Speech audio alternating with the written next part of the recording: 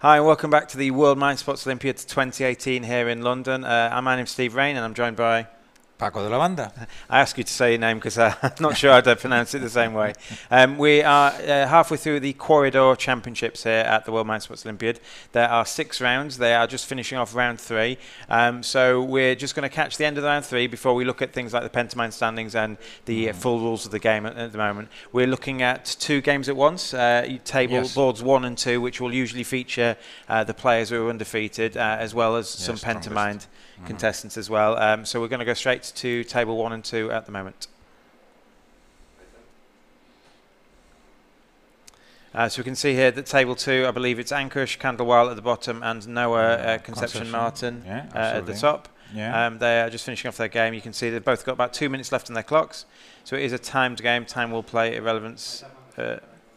And effectively you're trying to get your pawn to the other side of the board, but you also have some maze pieces, some corridor pieces that you can put out to stop the other person or slow them down. And on your turn you can play a piece or you can move a piece.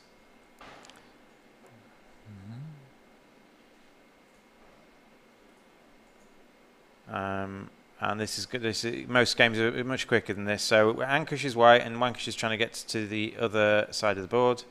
Oops. And Noah is what's called black. It doesn't look quite black from here, but it's like more of a brown, but it's white and black, I believe. And you're trying to get to the other side. Oh, goodness. Noah is... Oh, no. I thought that she was going to get a wonderful ball. Yeah. She has to avoid that. I mean, yeah.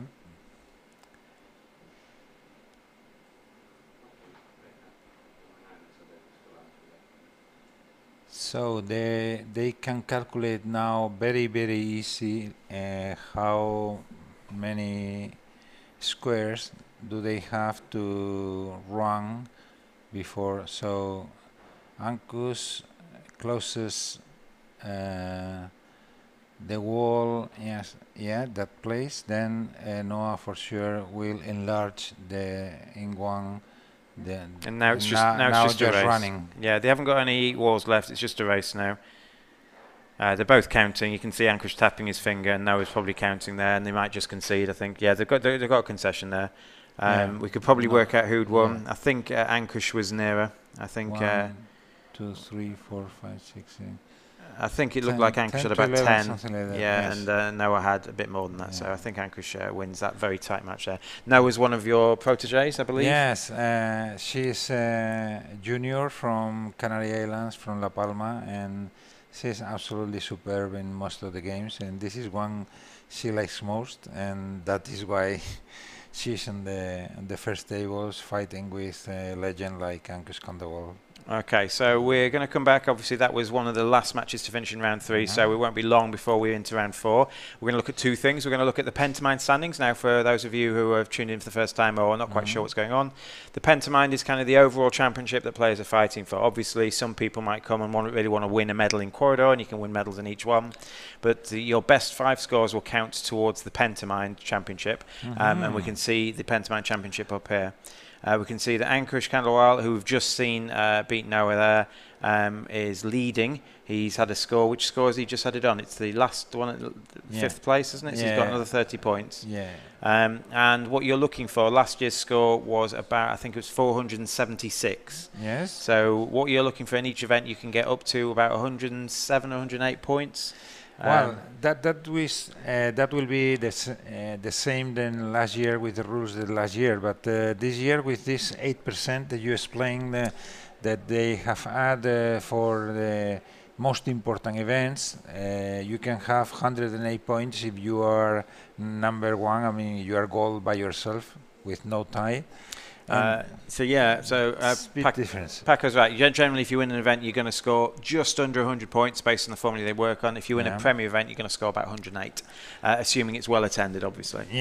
So scores above 90 are great. Obviously, the average you want to be getting is somewhere near 95. And so we can have a look at Ankush, who's got 2 great scores there. Martin's got 4 great scores. He actually hasn't got a 5th score yet. So any decent sort of 5th score would give Martin a great standing there. Michael Hornung's got 3 over 90.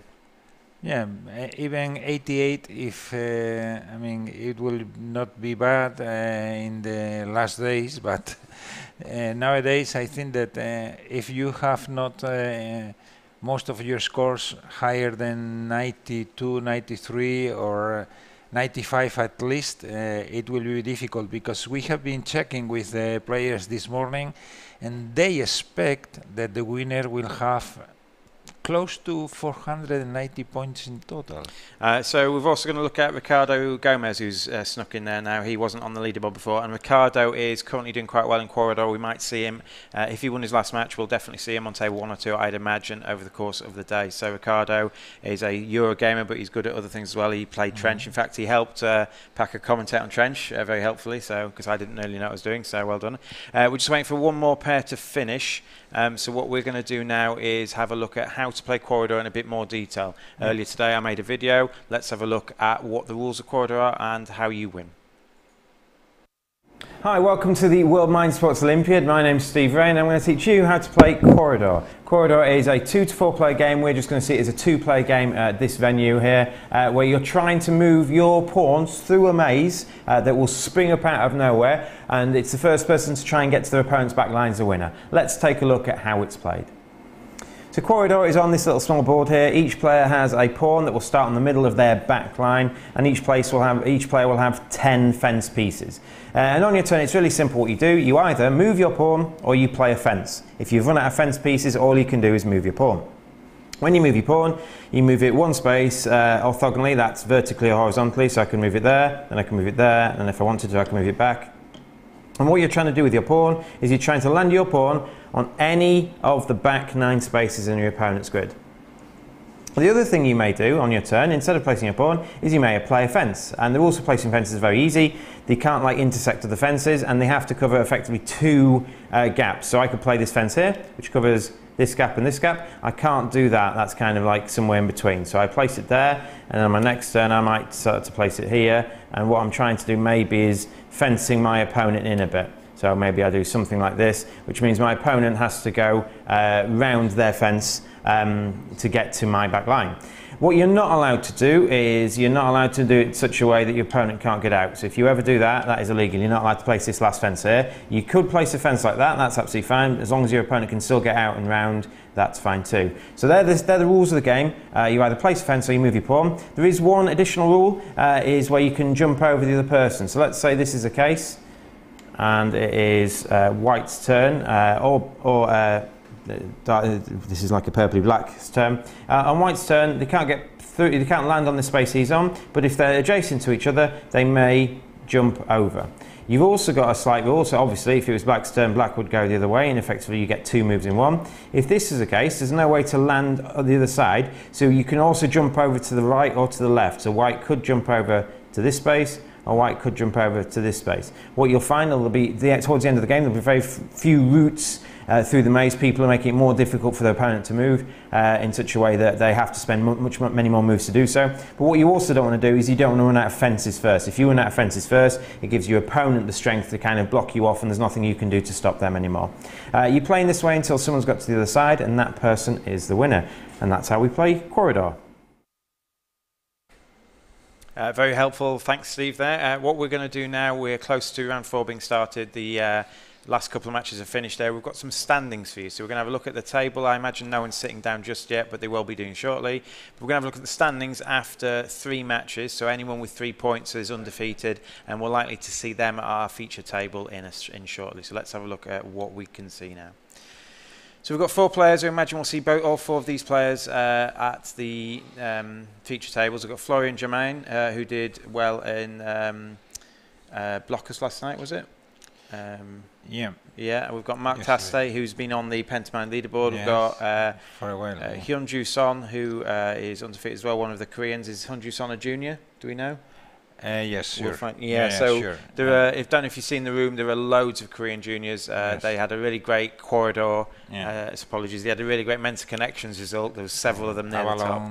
Abalone as well, and now you can see in this event there's loads of them. It's great to see people from other countries here, and you've got Ankush Kandawal, who we saw just win near the end of that last match there. We're going to see them sitting down now. We would love to see any of you who are watching this live stream. Obviously, it's great to know that you're following the event as a whole, but if you've got any questions for us here in the studio, we would love to hear them. These can be questions about ourselves, about our experiences in the Mind Sports Olympiad, about Paco won in 2010. We'd love some questions about that, or about Quoridor itself. So obviously, we will get to those as quick as we can. Our helpful studio technicians will give us those questions as soon as they arrive. And we'll be more than happy to answer them. If we don't know, we'll try and find out some information for you.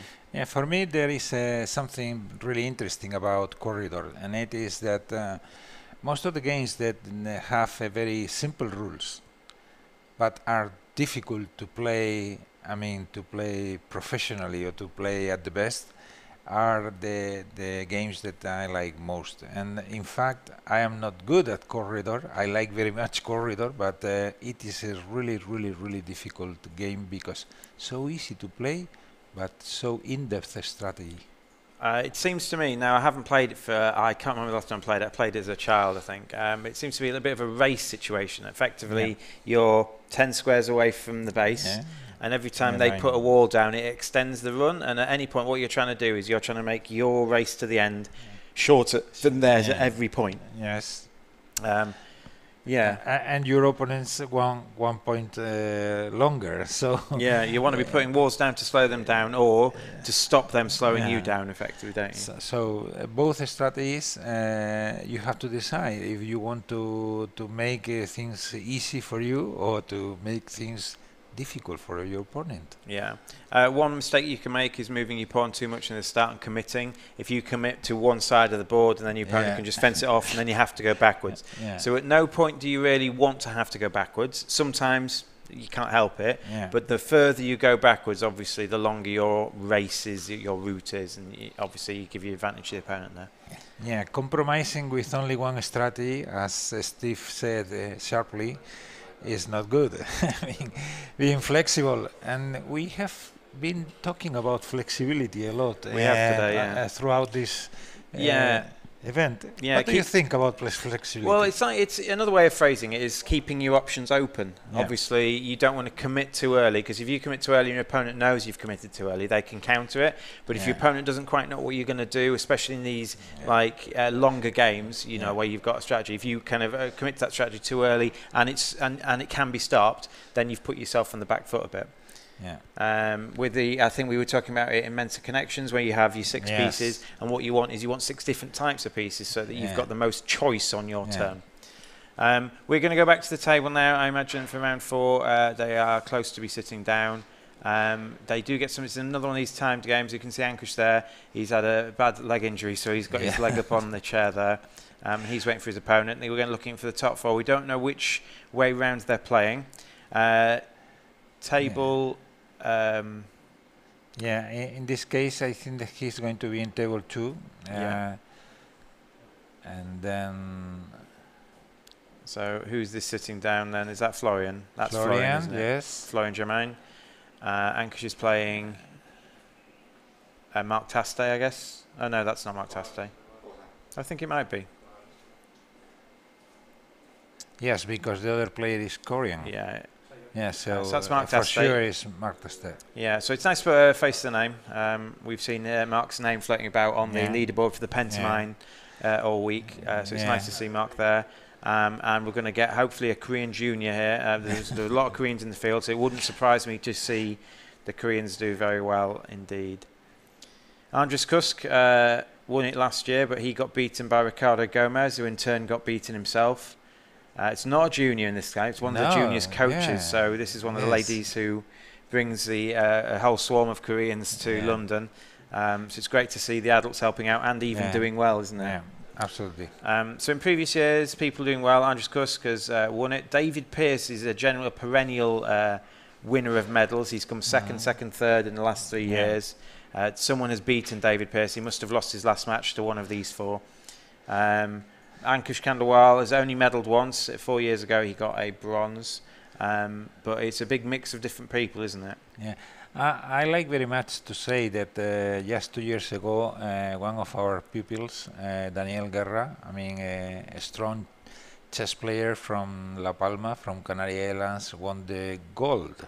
But not only the junior gold, he won the overall gold. And it was absolutely impressive result for him. It was, yeah. And for us. And he's not here this year, is he? No, he's not able to come this year, but he's planning to come next year. So next year he will not be junior any longer because now he's older than 18. But he thinks that he can try to fight for the pentamine. Now, if we look at the right-hand side, Ankush and his opponent Mark moved. It went move, and Ankush stopped. Because Black has got a slight edge in this game because Black goes second. But Black, you can jump over your piece. Yes. So if you continue to move towards each other, White would be the first person to move next to Black, and then Black gets to move 2 moves in one. Yeah, to jump over and to have an extra square, an extra. So we're going to focus. Which game would you like to focus on first? I don't mind. I think that this view is wonderful to identify the strategies of both. So Ankush is putting some fences behind him. That does 2 things. And one, being flexible to close on one side or another side, depending on what Mr. Taste is going to do. So first player has to stop for sure. Cannot go forward, but because of losing this extra point that you were meaning before. But now 2 barriers behind, and now waiting for Mark. What is he doing? Depending on. So you're always counting how many spaces you've got to the enemy lines, I think. So if Ankush is going to the enemy lines without any jumping, he's got 6 moves away, and Mark's got 7, I believe. It's interesting that Mark and Hyun Joo Sung are doing a similar strategy, just dividing the field behind in 2. So this is interesting. So what you'll do, basically, you're trying to commit your opponent to go one way or the other. So if you do commit, you can block them in. So Ankush and Florian, if you look at the piece opposite, the other end of the board from both of them, if Florian goes to the left, Hyun Joo Son can force the only way to get to the back row to be on the right-hand side. Exactly. So it puts them under pressure. So if Ankush commits too early and Florian commits too early, they're going to kind of be picked upon. So they have to start playing fences. But if you play all your fences too early, you don't solve. So Ankush has moved forward, allowing Mark to jump. But Ankush could now jump himself if he'd like to. Both players could jump, but they don't do it. No, because what happens if you jump, that you will start to put walls so that you'd have to go back anyway. So, if, for example, if it's Ankush's turn to jump and he jumps, what Mark will do, he will put a wall in the middle next to the two. Yes. So if Ankush jumped, Mark will play walls to force Ankush to go back round them, I believe. So jumping isn't necessarily a goal. Again, at some point, one of them's going to have to commit to the left or the right. And then the other might use a lot of their walls to stop them. This is Florian and Hyun Joo Son. Now, Florian has been thinking for a long time here. Comparatively, we started with 12 minutes. We started with 12 minutes, and he's been thinking for 3 more minutes. This turn has been quite a slow one, hasn't it? Yeah. So if he moves forward, Hyun Joo Son will just jump over him, and he'll gain a point. And if he commits to the left or the right, Hyun Joo Son will make it more difficult to do it, like we were talking about earlier, kind of fencing off one side, the left or the right. What you can't do is fence off your opponent entirely. There's always got to be a route to the back line. I was talking to David Pearce as well. He said that these games generally evolve into either both players sharing the same communal path, or the game kind of forming into 2 different paths and see who's as fastest. So there is something interesting for me with the wall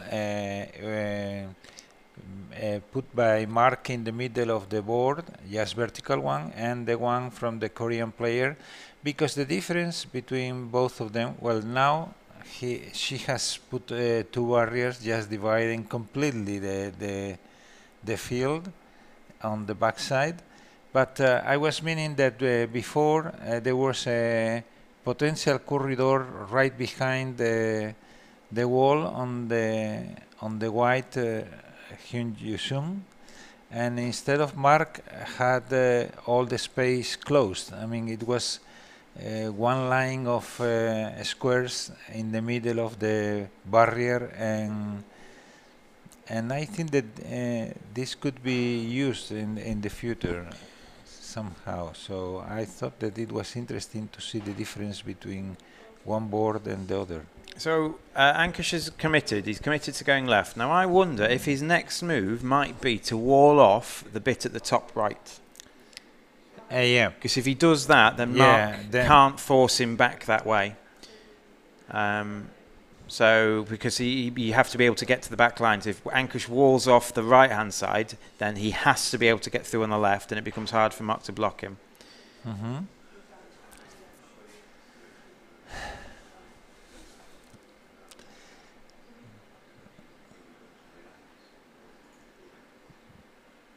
It is amazing. Only moves and barriers, and the alternatives in the game are infinite. I mean, it's absolutely amazing. When players get more evenly matched, do you think the time constraints will come into play? Now, it looks like Florian he's taken 4 minutes longer now. I think that the strategy in this game is much more important than time. I don't think that because of being under pressure they're going to make big mistakes. I mean, and counting is something so fast also that I think that it is more important to respond, because here you have so now. So that is Ankush. Ankush is forcing Mark to the north now, or to the right side of the board. To the right side of the board. Well, to his left. In this case, to the Mark's right. left, but to the right as we're looking at it. Yeah, to the right. So, if I would be. Well, the other thing Ankush can do now is Ankush can play a wall to the right of where he currently is, and that would not allow Mark to push him backwards. I think that Mark can put a wall right behind, and then the only way to reach his goal is going to the right. There is no way he can go backwards, because the problem now is if Ankush can close this, then the way to reach the final, I think it's the 9th, isn't it? Yeah, it's 9 by 9. Yeah, 9 by 9. So the 9th line. Well, that's a waiting move. Yeah, I think so. I think Mark is waiting for Ankush to do something. You can't place a wall at the edge of the board. You'll notice that Mark couldn't play it any further back than that, so he can't actually block any of the last squares off completely. Yeah, but that play by Mark is interesting in the sense of, just in case Ankush is committed too much to the left side of the board, then he can close the board, and then Ankush will have to go around and to come up through the right side of the board, not the left side one.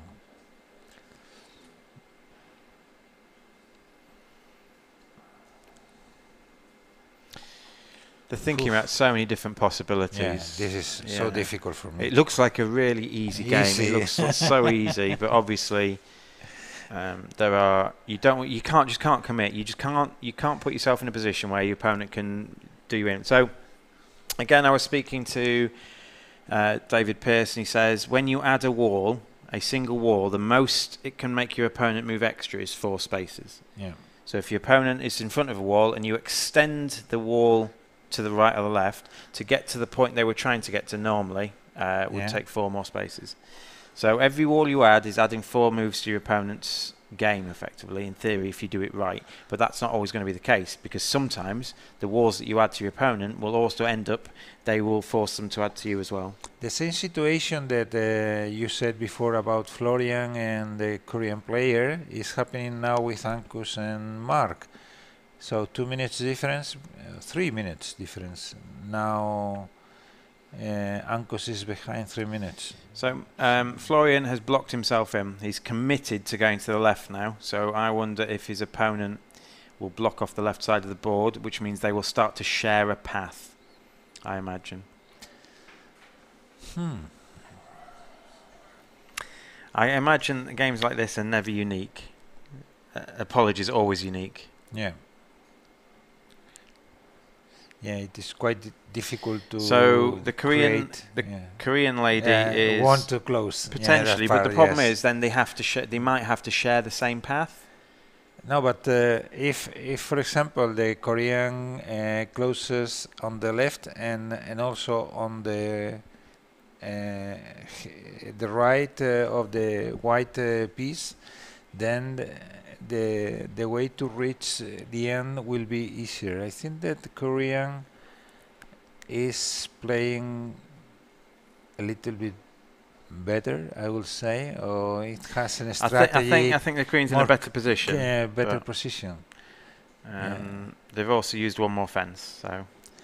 Because on top of that, there is always the possibility to make a wall and then closing here on the left of the white, and then there is only one way to reach the end, and it is, I mean, quite straight.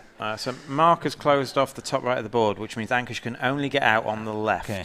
And now if Ankush commits one way or the other, Mark can force him poorly. So Ankush doesn't want to commit left or right, because if he goes left, Mark won't do anything. And if he goes left again, Mark will block it with a wall. Yes, yes, absolutely. So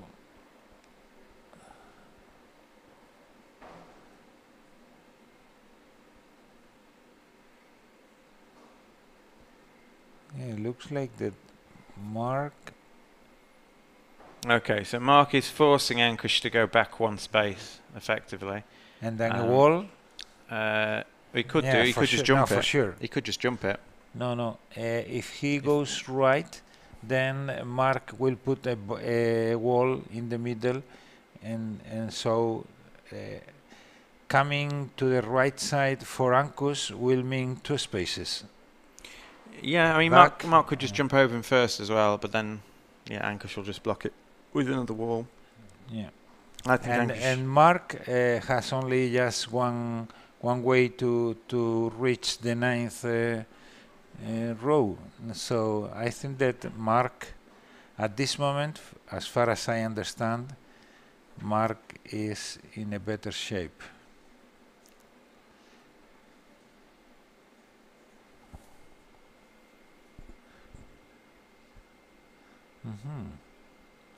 Interesting. So we've got commentary on the Facebook page where our streaming's going, and it's in quotes. It's Ankush Khandelwal for sure. In answer to our question, who do you think we win? So who do you think will win this game? Someone there, Kurtalut, has commented Ankush Khandelwal for sure. Whether it's Ankush's friend or just he thinks Ankush is better positioned, we will have to wait and see. I think that Mark has now an interesting play, is having a wall in the middle of the 2 pieces. I mean, in the middle of the red and white. Yes, to force Ankush to surround this wall, and then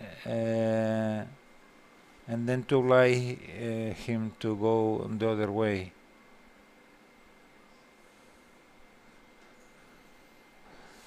Because now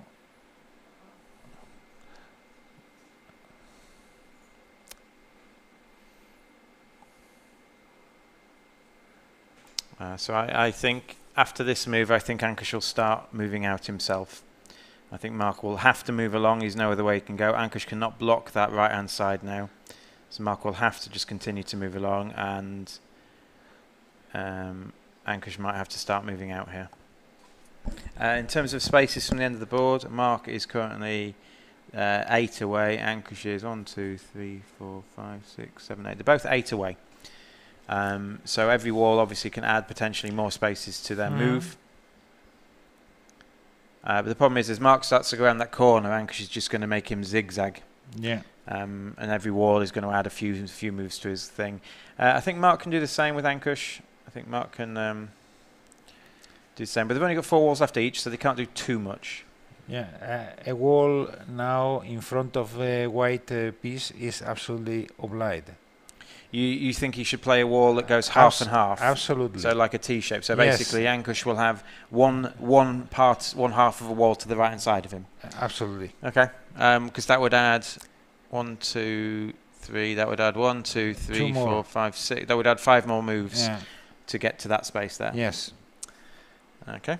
Yeah, that 3, seems 5. That seems sensible. It is Ankush's turn though, I believe. I think that this is Mark time. I mean, you're right, absolutely right. It is Mark's time. So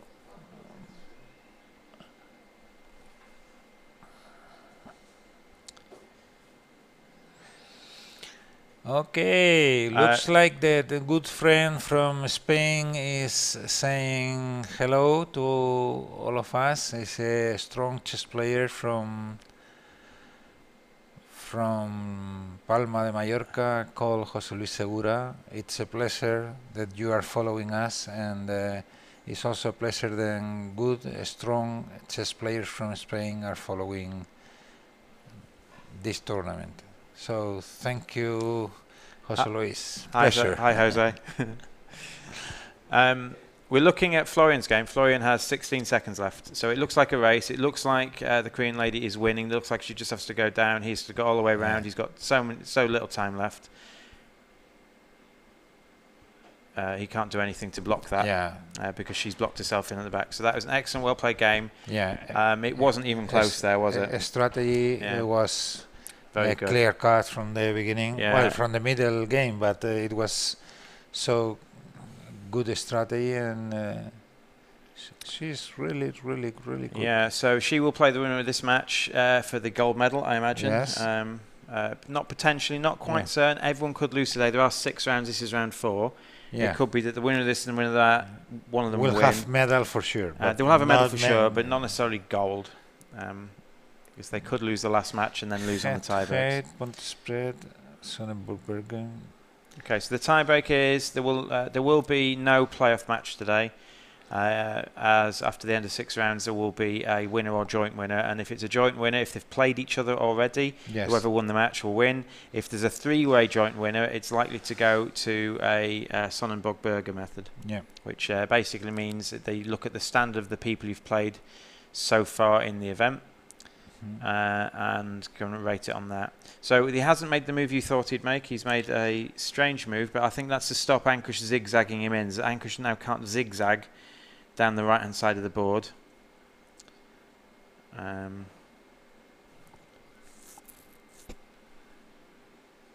then it's Mark's turn to think again.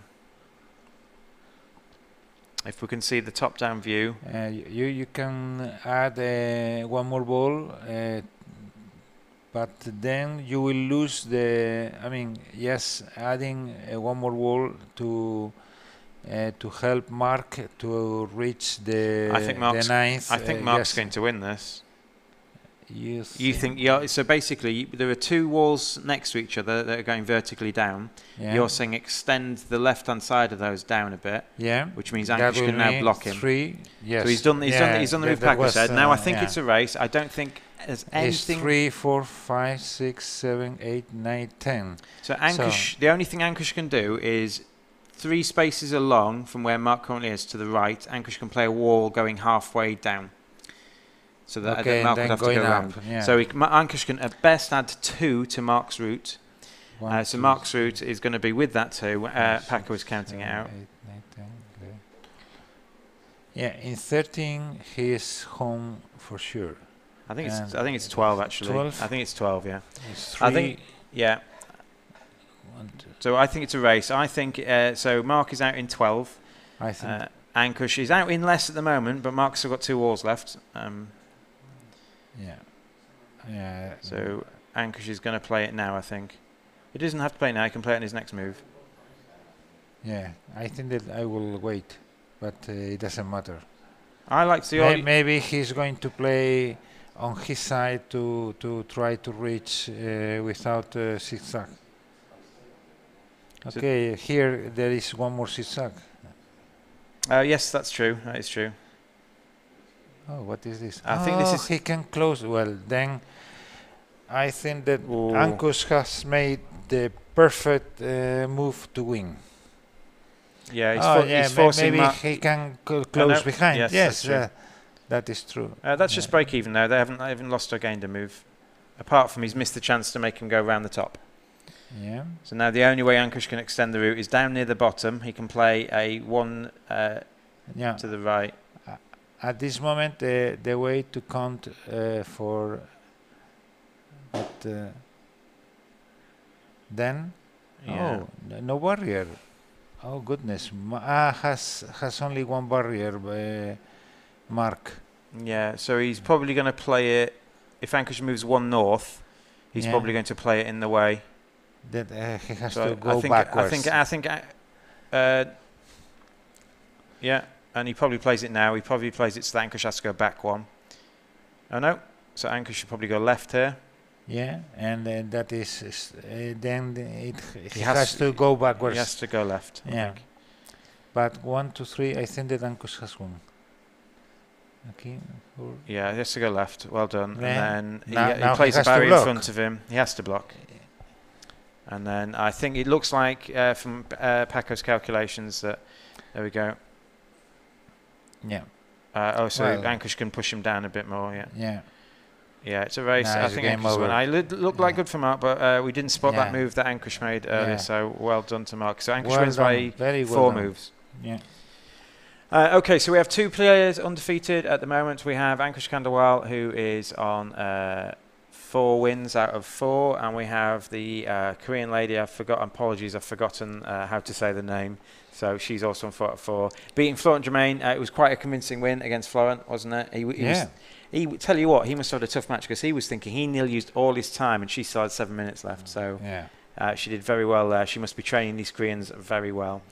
So that will be not for a gold medal necessarily. There could be some other situations where they don't get gold, but for a medal certainly. Now Ankush is, I believe, is he 3rd or 4th in the Pentamind? Winning this would get him 90 odd points, so obviously would improve his score. Absolutely, certainly. So as soon as you get the standings, that match took time. There was only about 3 minutes left total on the clock, so standings will be close. As soon as we've got the standings, we will get them to you. But remember, if you have any comments about, did we analyse any of that wrong? Did we kind of show bias to one match over the other? Did we do anything right there? Did we do anything you like? And also, have you got any questions to ask about the World Mind Sports Olympiad as a whole? Remember, each event has medals, but there are also the overall scores for medals as well. Well, looks like that Jose Luis is saying it's a pleasure for him. And I think that we can also say that having so good viewers on the internet is also a great pleasure for us. I can read that one. It's a pleasure, is English. Thank you, Jose. Much appreciated. So we've got 2 more matches to come. We're going to go we'll have a short break now. We're going to go to an interview that Paco did yesterday. Was it with Martin? Or is it with both? I mean, yesterday with Martin, and also I think that Martin is the one that they are going to put. Yeah, so we I believe it's Tim. I think Martin's is going to come out later in the day. Minutes, so we're going to go to an interview with Tim, with Paco did yesterday, just chatting about someone else who's competing in the Mountain Sports Olympiad. This is in a little casual setting in the break room. Again, if you do come to the Mountain Sports Olympiad, Paco keeps going on about the break room, where it's got lots of different games that you can come and play for free, and you can speak to some of the experts who can help you out. But anyway, we're just going to go to an interview with Tim, and hopefully by the time it's over, we'll have some standings for you and match number 5. Hello, we are in the Mind Sports Olympiad, and I am sharing this time with a very important person, Tim Hebbs. He has been 79 times medal throughout the history of the Mind Sports Olympiad, and most of them, 36, were golds. So, what is the one that you are most proud of? In 2004, I was playing Scrabble against two players who are now grandmasters at Scrabble. One of them came ninth in the World Championship, and I managed to get 9 wins out of 9. Oh, goodness, marvelous. And from all the disciplines, what is the one that you like most? I tend to prefer a game in which there is no luck, where there's no dice, because for me, then I know that if I lose, it's not because of a bad dice roll, it's because of my stupidity. Yeah, okay. or the good, well done on the other side, I mean, I guess. Yes, if they outplay me, that's easier to accept. Okay, good. How many years have you been playing strategy games in your life? I've been playing since I was 6 years old, so that would be 32 years, I think. Okay. And do you remember what was the first strategy game that you played? It was chess. My dad taught me when I was 6. So when you were 6. Okay, changing the game. I remember 10 years ago we were in Manchester with a group of friends, and I saw you playing a letters and words game called Snatch. I don't know if you remember that. Okay. I do remember. Okay, and it was for me an amazing experience because he was able to build new words coming from existing lettering, just one more letter, and immediately he built up a completely new word. How can you do that? Practice. Just by practicing? But it looks like that you like a lot composing words. I mean, you talked before about the Scrabble and so on. Yes. Word games is probably the one area where I feel I have an edge over the other players in the pantomimes. With the word, okay. And what is the ability that you are most proud of? The mind ability. Adapting to new game situations. Adapting to new games. Okay. And in 2005, you were pantomime champion. Do you think that it is possible for you to repeat that success?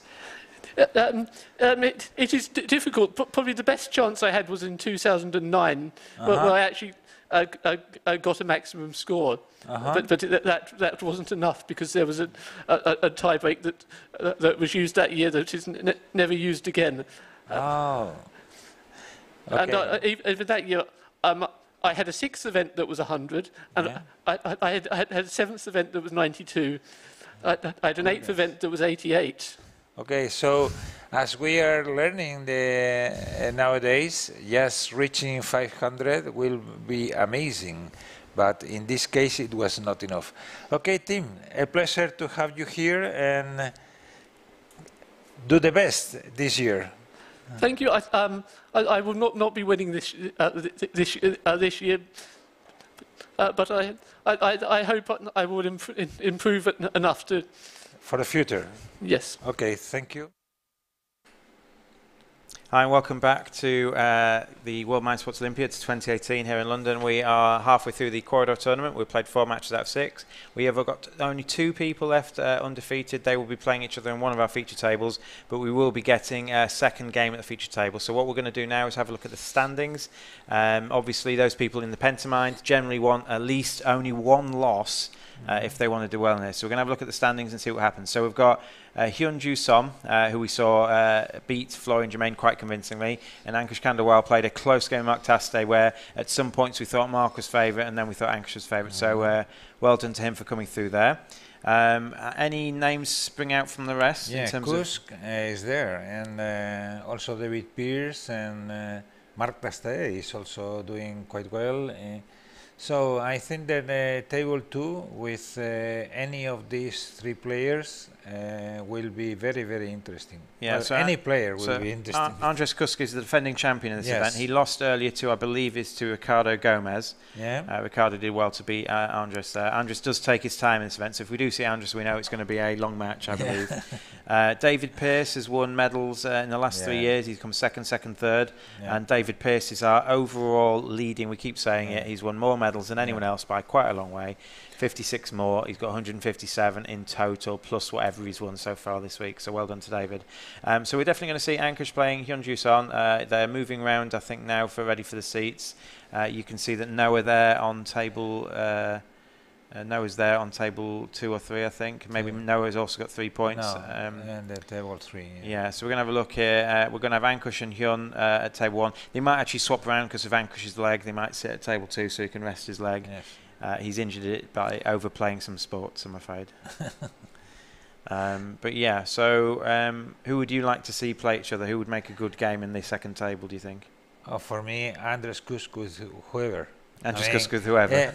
Andres Kusk and David Pierce could be something amazing. I imagine if David came second last year and Andres played first last year, they might have even played each other along the way. So we'll see. So yeah, I think that's the match I'm rooting for. Might not happen, obviously, but there are still 2 more matches to go. So we hopefully see one of Andres and David at the top table. We've already seen Florian and Mark. We do have Hyunmin Kim. Is that one of the Koreans? I imagine. And Nuno Torres is another junior, I believe. Nuno is from Portugal, and he's not junior. Not a junior. But he's done well in a few events this week so far, hasn't he? Yeah, not many because he arrived late. Okay. I mean, he arrived. He came second in trench, didn't he? Yeah. That was it. Yeah, he came second to Andres Kusk in trench. Ricardo Gomez is his mentor. The Portuguese are really strong on trench. Yeah. Because the origin of the game was Portuguese, and so it was better promoted and developed in Portugal and also in Brazil. I can see David Pearce at our featured table. I can see Andres Kusk is in the picture there. He's playing Noah, so Andres Kusk will not be at our featured table. So we've got David Pearce playing someone we can't see yet. So we're going to focus back in on the table. Keep the standings in mind that any good pantomime score it is Florian Germain. So let's have a look. But David Pearce is a very analytical man, and he gave me a lot of tips for how to do well at quoridor, which I didn't fully follow. He was very eloquent, but he was a bit over my head, given I haven't played it to this level for quite a while, or ever really. So let's have a look. So we're going to focus in on both games at the same time. You can see it's an almost identical start for both players, with the exception of one wall is slightly to the left. Otherwise, it's identical. But you see, it seems to be the opening move is to move both pawns forward very quickly, but white should never let black get that free jump. Yeah. I think that both of them did the same, but yes, normally it's a better strategy to put the barrier, the wall, behind you, but not exactly parallel to the opponent. Yes, as it was in the Florian and David Pierce board, but Ankush and the Korean have made the parallel. I mean, they're absolutely equal. So now Ankush, interesting. So I think this game is a bit it's a bit like a cat and mouse here. No one wants to commit. Yes. So he doesn't want to play something that's too attacking or too putting himself in situation. He definitely doesn't want to move forward. Yeah. So he's trying to find a move that's just going to keep his options open. Mm-hmm. He's now got 2 gaps on the left-hand side to get through. I like very much this strategy from Ankush, leaving 2 gaps in front of him, and it's very interesting because it is leaving the future of the game more flexible. So much more difficult to decide with the 2 gaps How are you going to handle? So now maybe the Korean is thinking to close, but again, that feels non-committal as well. No. That feels like both of them they're just. So what's happening now? I was speaking to David earlier. Yeah. He's saying you either have two different routes where you're racing around, or you share a route.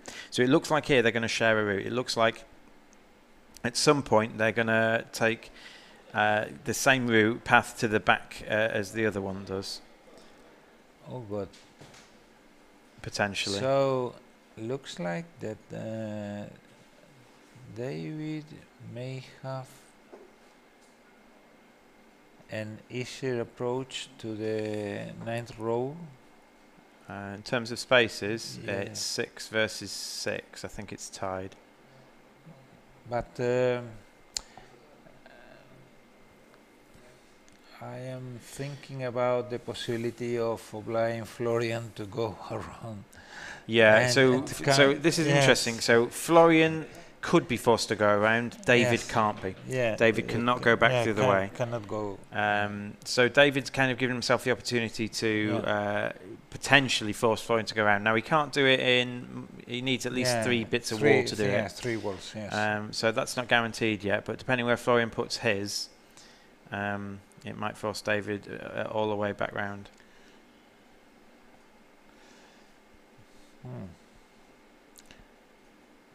I think that it is risky, the strategy of David, but in the long term I think that he's going to achieve the obligation to Florian to go around and then that is a win.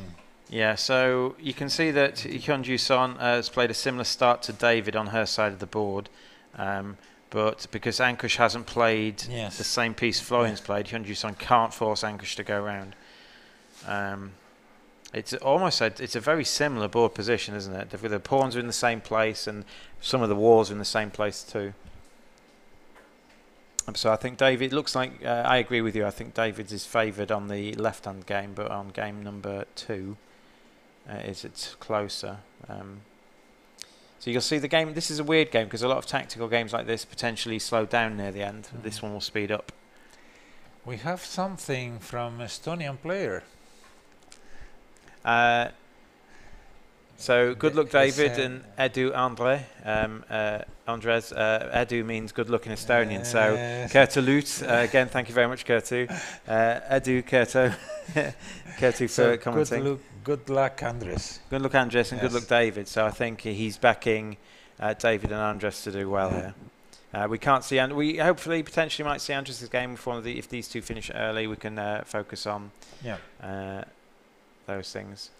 So that was Kertu Lut. Kertu Lut, he's already commented, so thank you, Kertu. We appreciate that you're watching the stream. It is enjoyable to know people are enjoying what they're watching. So now I think that Hyunju Son can do the same thing that David Pearce is doing and force Ankush to go round. Ankush can't play walls behind him to force Hyun to go round. There's not enough space, I'm afraid. The only thing Ankush can do, which he might have to, is he might close off the wall on the left, the bottom one. Yeah. And that would mean he wouldn't be forced to go round, but that means also neither would Hyunju Son. So potentially that might be what he does just to stop her doing the same thing that David Pearce has done on the other table. Yeah, if Ankush closes the left side of the board, then both players will have to go on the right side. Yeah. And they are same distance. So the one with more walls maybe maybe can oblige the other one to make some more zigzag. And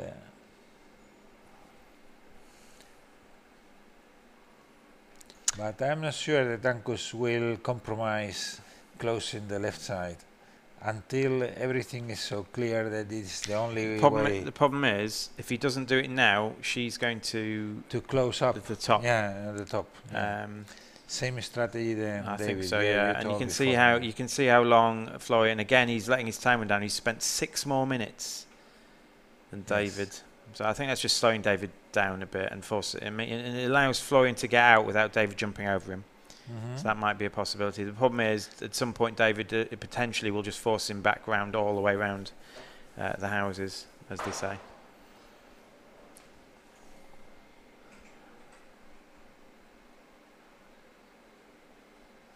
Okay, well.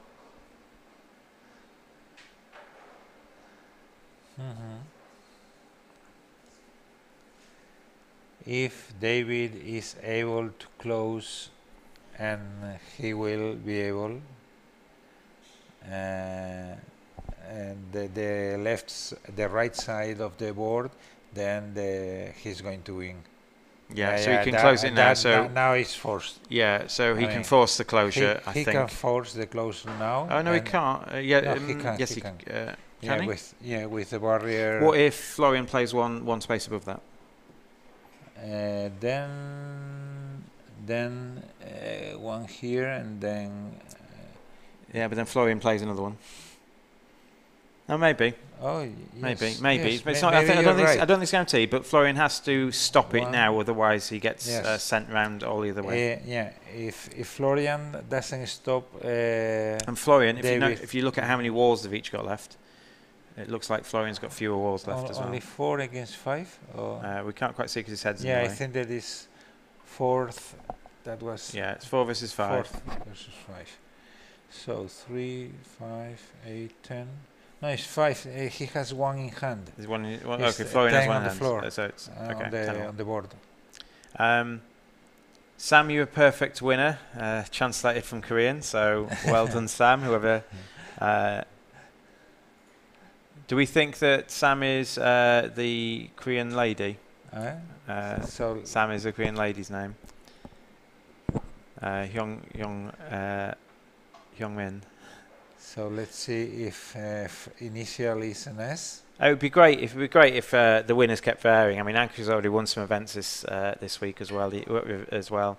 I think Florian's done well in various events. I think he won the last match. She's playing amazingly well. Yeah, I think Florian won the last match of Blockers, did he? Yeah, I think so. It's great. So Hyunju-son, if your English name is Sam, you are doing excellently. Well done. Otherwise, whoever Sam is, well done. Good luck to them. We've got some support online, so that's great to see. So Ankush has just moved 1 to the right.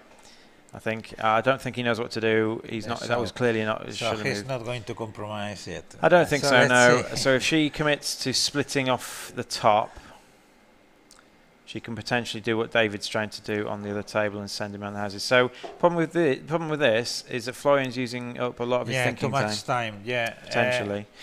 He's doing the same than in the former game. And he ended up losing that, I think, to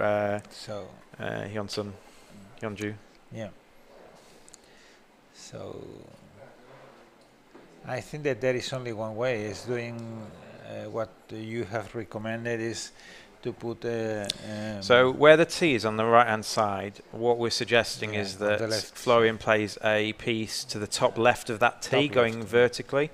Yeah. That will stop David cutting him off from the right-hand side of the board. At this moment, Again, and the Korean has divided the board in two. Ankush must have known that's coming, but what Ankush can do now is play 1 to the left and stop her sending. So now she can't send him all the way around the board. So those moves cancel each other out. So now it's a compromise between who is going to reach the 9th row before. Yeah, it's close. I think the left hand. I think that the must close. The Korean must close her way to the 9th, putting a barrier in between the 6th and the 7th row, because if not, Ankush can make her losing space with barriers in that place. Yeah, I don't think it's clear cut. I'm not. I'm struggling to see what the best move for her is. She's thinking a long time, and actually, she's actually been a very quick player that we've seen. So we're going to see David potentially block off Florian. We're going to see if he's going to do the move we thought he was going to do. Yes. He has blocked him off, So now Florian's just going to start running. Yeah, it's the game over. And David is now guaranteed that he can get to the bottom corner, I think. For sure. Because Florian can't send him around any further. So I think it's just a race. I think it's a foregone conclusion that David's going to win this. Yeah. I don't think Florian can send him anyway. Yeah, I don't think why they follow. Some people just like Florian knows perfectly that he's losing by 8 or 9 or 12. He's thinking, I don't think he can do anything. I think David's played this very well. Yeah, David has played but very, if very you notice, the games were ever so similar at one point, and David ended up I do agree.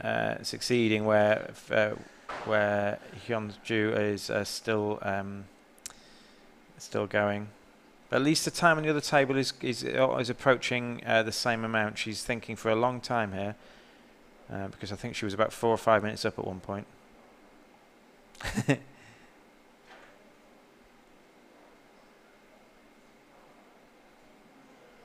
Yeah, they jumped over him, so he couldn't just block out forever. No, you can't do that. I'm afraid you can jump over your opponent to the left or right of them.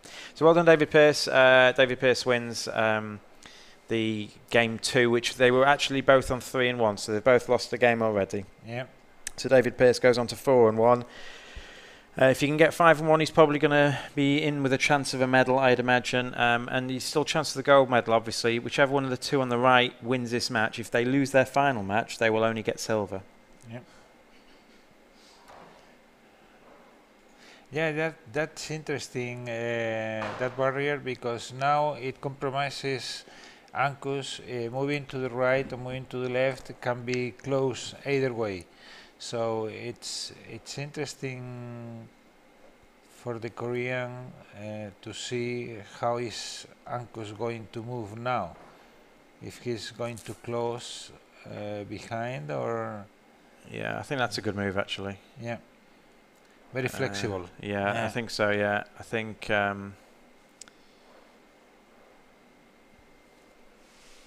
yeah, I'm struggling to see an advantageous move Ankush can make here. So we're looking at... maybe preparing the final... I mean, if he cannot compromise now what side of the board he's going to, maybe he can prepare how to reach the end with the lowest score. I wonder if he places a wall horizontally underneath the black one from the normal view, so that he's not committing which way around he's going to go in front of the wall that's next to him. So we're looking at Andres Kusk, who is, surprise, still playing, and Noah. Hi, Noah. They're still doing quite well.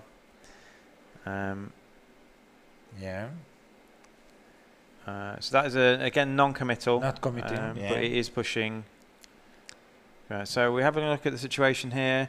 If we're just counting squares to the end, white's got 1, 2, 3, 4, 5, 6, 7, 8. White's got 9 squares to the end. And black's got a lot more, I think. Yeah, there is no way that Noah can win. 2, 3, 4, 5. Yeah. So it doesn't look like Noah's going to win. If you're just counting squares, and this is one where they're sharing the same route. The problem is whoever moves first gives the other person a chance to jump over, so you gain a square. Yeah. Although I think the difference is 1, 2, 3. They're trying to avoid that. Yes. Yeah. So that was a move I thought he would do last time. Yeah.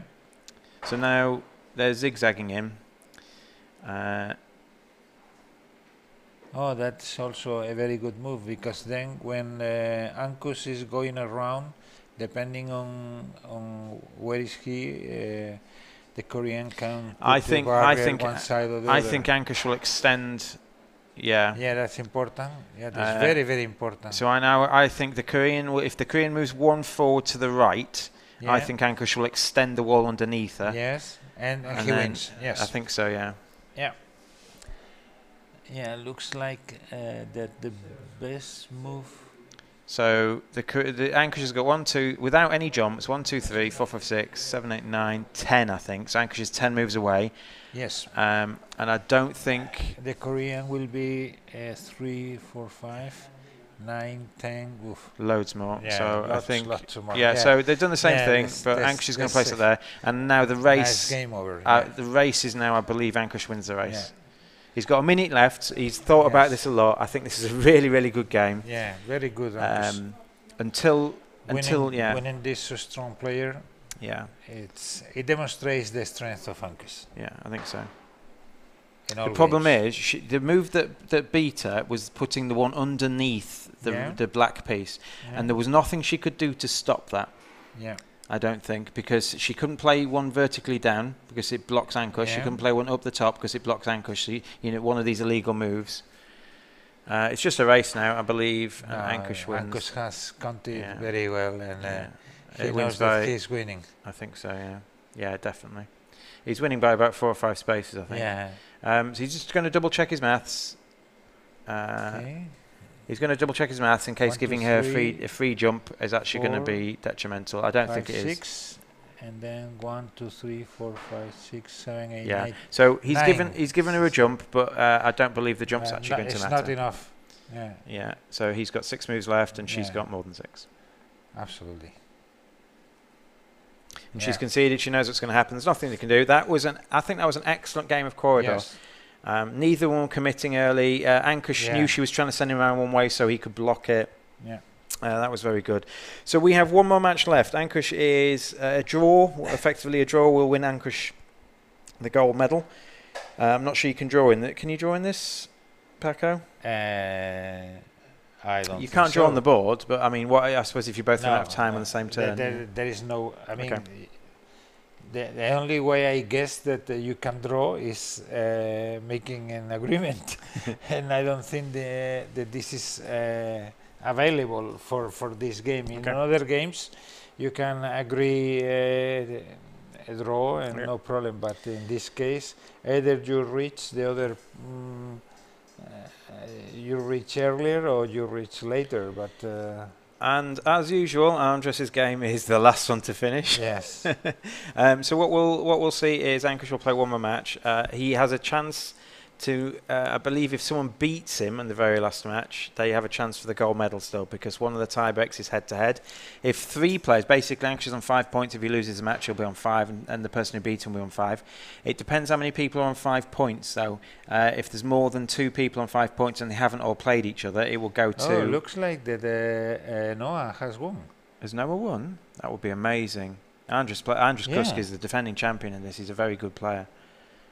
It didn't look like Noah was winning, did it? It did look like Noah playing a tile and a barrier, and then Ankush offered the hand, meaning, that was the winning move. Maybe. We'll see. So amazing. Paco thinks Noah's won, and that would be an incredible achievement. Well done. Yeah, it was not what we saw before. I mean, it was before we were counting, and it looked like that Andres was winning. We'll see if that actually happens. So basically, the way the tiebreaks work, if there's 2 players who finish on a tie, if they've played each other, whoever won that match will win.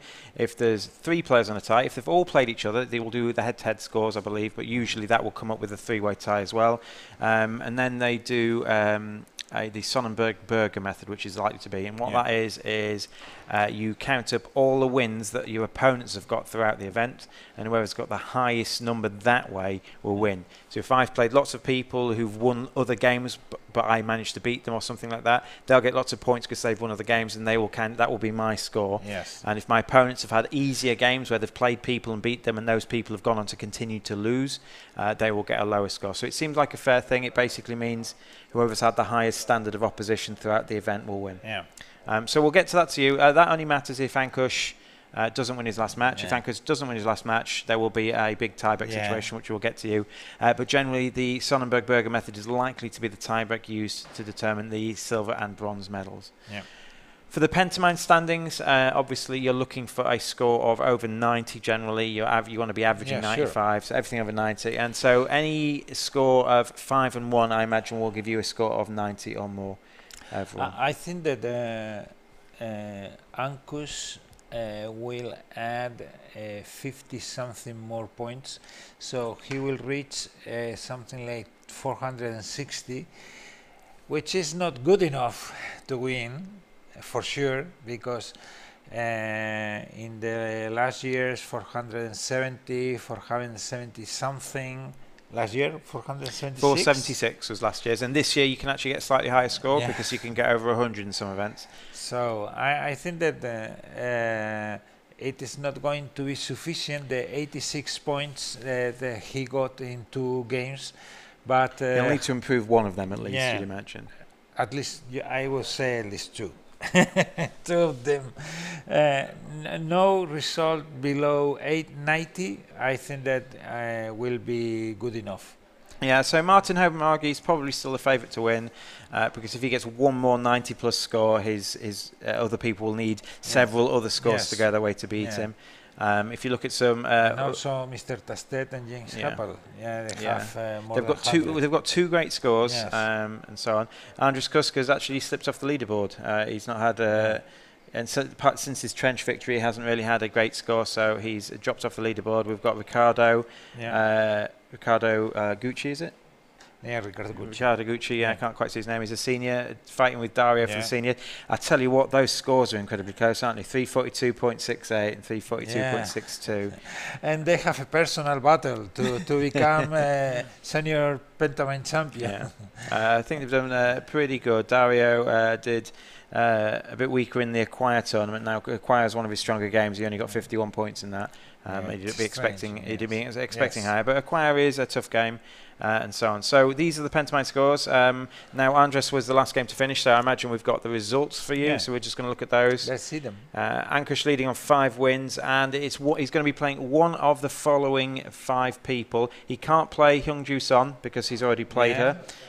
He can't play Mark Taste because he's already played him, but he can play one of the other 3, I imagine. You're absolutely right. Andres Kusk lost to Noah, and Ankush has already played Noah as well, so Ankush has actually played 3 of the 5 people on 4 points.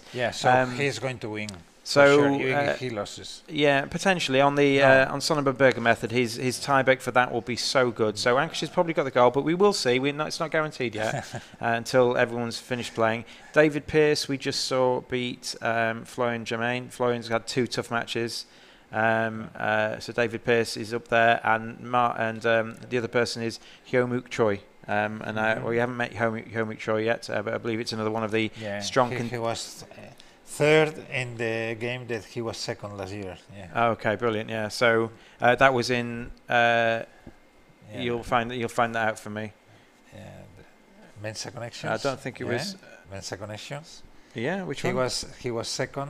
Choi. You've got the wrong Choi. Wrong There's a few Choi. Chois. Apologies. So anyway, Mark, Ankush are playing one of those 2, and we will see another match at the table. I imagine we're going to see David Pearce on one of the 2 matches, whatever happens, because obviously David Pearce often competes for nearly everything. He's got a lot of medals, and he is a very good quoridor player. So it's nice to see some great tactics coming from him. So they're just going to be seating down now. It actually looks like David Pearce is sat down with Andres Kusk on table 3. So good luck to David Pearce. So David Pearce is playing against a player with 1 point less. 1 point fewer. So David Pearce has been paired down. So that's not going to help his tie breaks. If Ankush wins, there are 4 people on 4. The 2 winners of that match will win medals.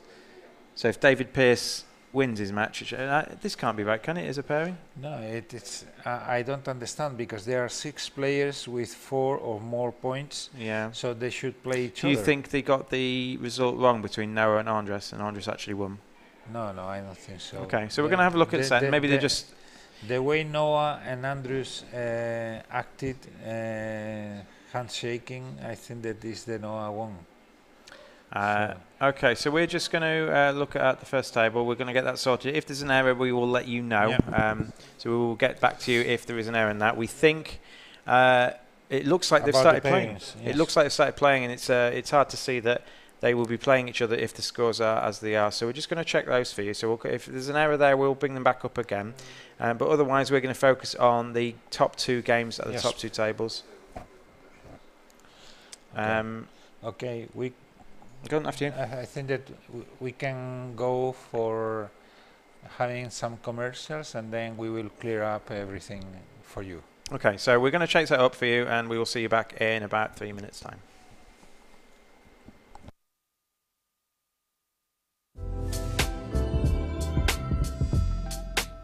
Hi everyone. This time, we would like to give you an overview of what peer-to-peer lending at Bondora is all about.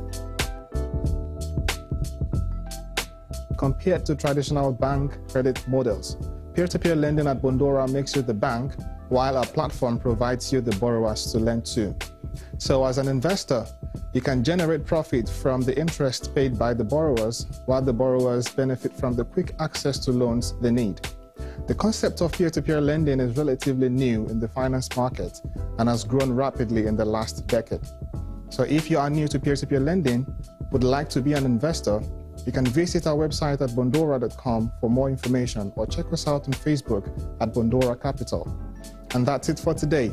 Visit our website to start investing and subscribe to our channel for more videos. Thanks for watching, and bye for now.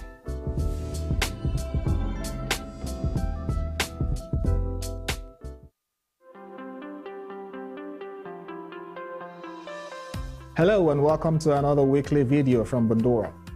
A great question being asked by our investors from across the world is that why are we based in Tallinn? Tallinn is referred to as Europe's Silicon Valley and is a hub for innovative companies like Skype, TransferWise, Pipedrive, and of course Bondora, something not so commonly seen in a medieval capital city. Estonia hosts the NATO Cyber Defense Center and is also building a data embassy in Luxembourg, which will have the same right as regular embassy, but it is able to remotely reboot the country's IT systems in case of a cyber attack. So due to this level of cybersecurity, and since there are children being taught how to code in kindergarten, there is a wealth of tech talent, and this provides a great environment for us to thrive and achieve our goal of becoming Europe's #1 peer-to-peer lending platform.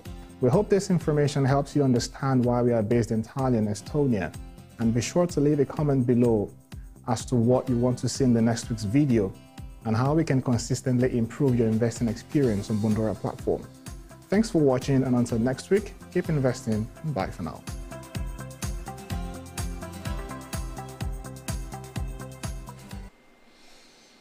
Hi and welcome back. We had a slight issue before. We thought that David Pearce had been paired down against Andres, which hadn't happened. Andres did lose to Noah, so Noah is on 4 points. The scores are correct. They are just filming for a documentary, so there's another film crew in the building. They're doing a documentary on the Pentamind World Championship, which will come out on TV soon. I think they're focusing on last year's championship, and they're just getting a bit more footage. So looking at David Pearson and Andres Kusk, I imagine they actually played in this event last year, so I think they were just getting them to simulate some gameplay for us there. So apologies for the confusion. We do have the, from memory, the first match at the table 1 will be Ankush Khandwal versus David Pearce. So that will be a really good match. I think David Pearce is regarded as like a quoridor expert, so Ankush will have to do well to beat him there. But there will be a second match on the feature table too, which we will find out what that is in a sec. So as soon as we've got people sitting down at the tables, we'll swing back over to you. But if Ankush was playing David Pearce, who would you back to win then? I don't know. I'm going to back David. Because they are the two players demonstrating their skill at the best in quoridor in the last 3 years. So I'm going to back Ankush. Apologies, I'm going to back David Pearce. Keep backing Ankush at other things, but I think David Pearce, having chatted to him and just like his thoughts behind the game are really deep, and just his general strategy. And the game I watched on the left when he played Florian, I think he did very well. I think. Anyway, Ankush is playing so strong because defeating this Korean so clearly, maintaining maximum flexibility, allowing the Korean to do her strategy, and then waiting until he. Yeah, I think it was very good. We could see that the games are very similar, and David Pearce against Florian's game, we could say, oh, watch out, David's going to do this. And then the Koreans' game against Ankush, we like, oh, watch out, she could do this. But Ankush had a counter for it, whereas Florian didn't. So well done. He kept us up to 0%. It didn't look good for him. I mean, if he made any sort of mistake there, he would have lost that game. And then near the end, he had a couple of good moves to kind of make her route a lot longer than his, and therefore his race was quicker. So anyway, so we're going to have a look at the table. I imagine some of the players will be close to be sitting down at some point. If they're not, there we go. So I think that they are waiting. I think that they are going to wait about 10 more minutes well, at this moment, there's two people down. Yeah, Ankush is coming on his crutches, yes. so he's going to take a seat in his. So then the game between Andres and David has finished. It was just only. Yeah, they were just. I think they're still playing. So yeah, David's going to come over when he's finished with Andres. We've got Mark Taste there. We saw him earlier. We saw him play Ankush earlier. Ankush, in fact, has played. Oh, they're still playing. They're still going. Yeah. Yeah, you can see the other film crew there. They are making a documentary. They picked two players who did very well overall last year and overall in general to have a little video of.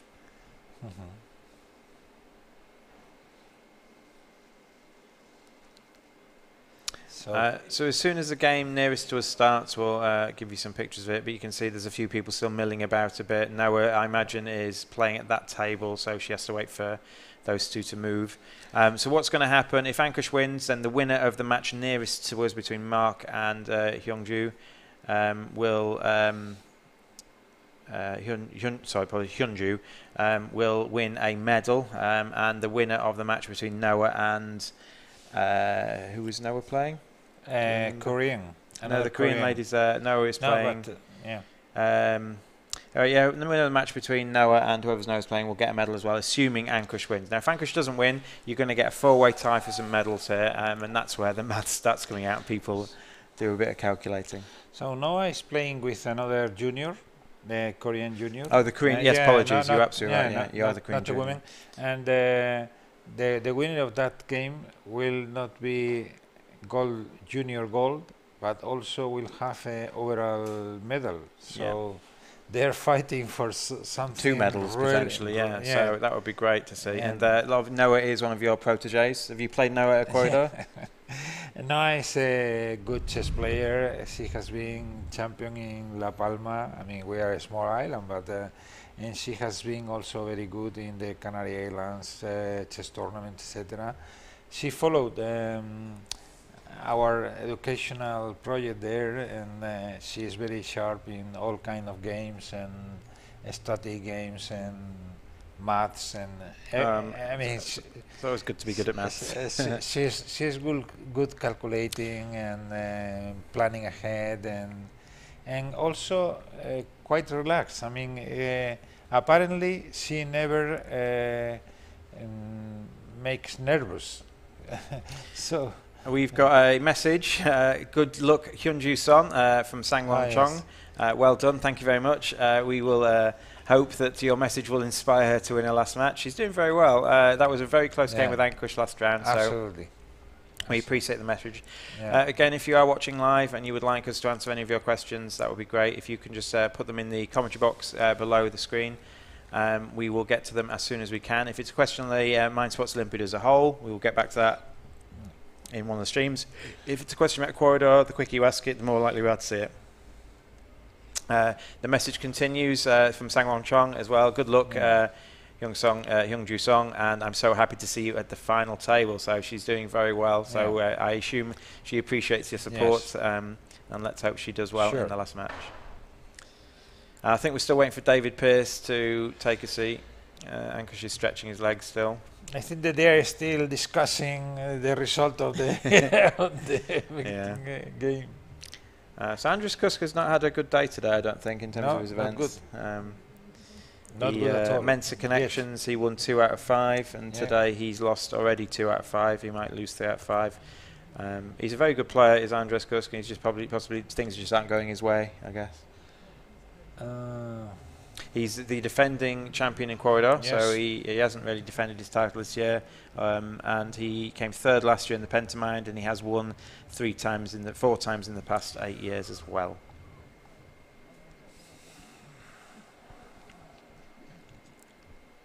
If you were playing in the Pentamind, would this be an event you'd enter? Yeah, I would enter, but if I'm not sure. Let's see if this year there is something else apart from quoridor that I could play. So maybe I will play backgammon. Yes.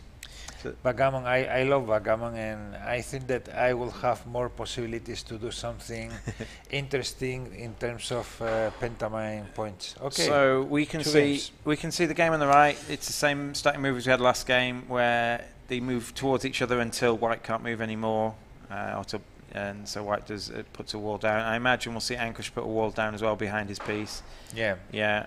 With the strategy of not being parallel. Oh goodness. So Mark Taste is immediately blocked in Hyungju Son. That is not the same strategy that we've seen in the past. And Ankush is mirroring David Pearce's strategy. So clearly these guys have seen this and done this a few times. Yes.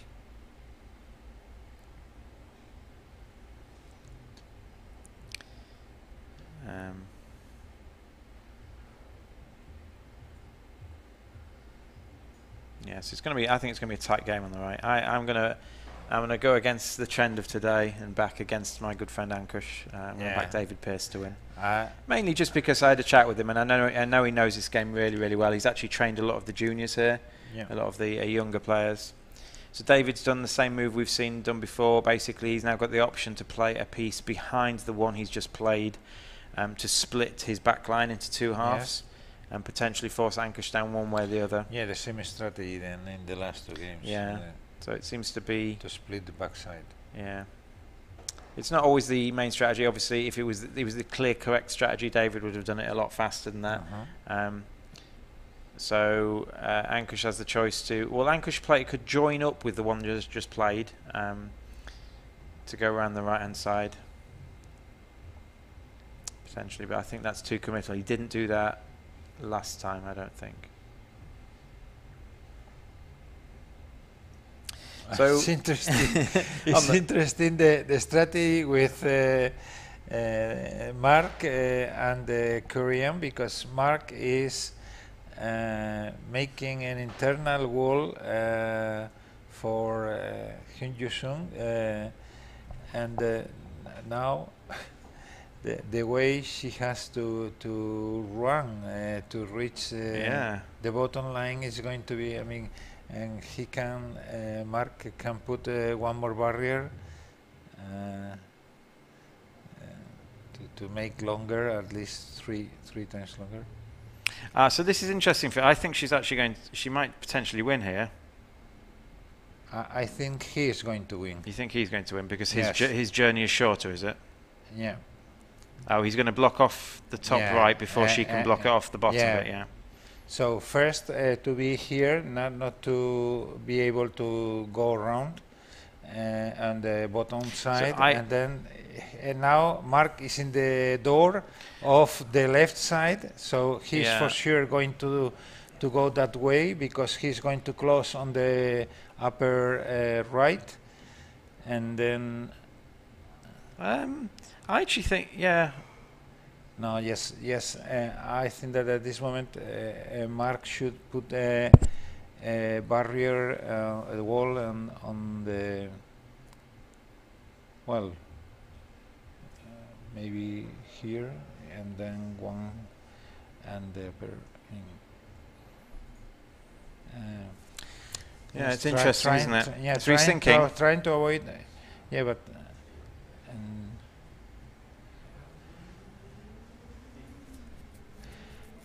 If the Korean player can oblige Mark to go around on the bottom side, it will be longer for him. But anyway, I think that Mark has clear now the way to reach the end, and just one barrier and the upper left will make longer for her and quicker for him. And quicker for him, and then it's game over.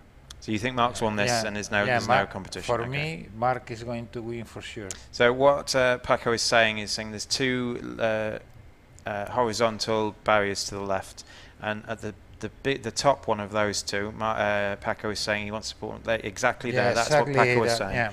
So now that Hyunju Son has to go all the way round, and Mark doesn't have to go around that top bit, he can just walk up the middle bit. And the problem is that Hyunju Son cannot block Mark from going up there.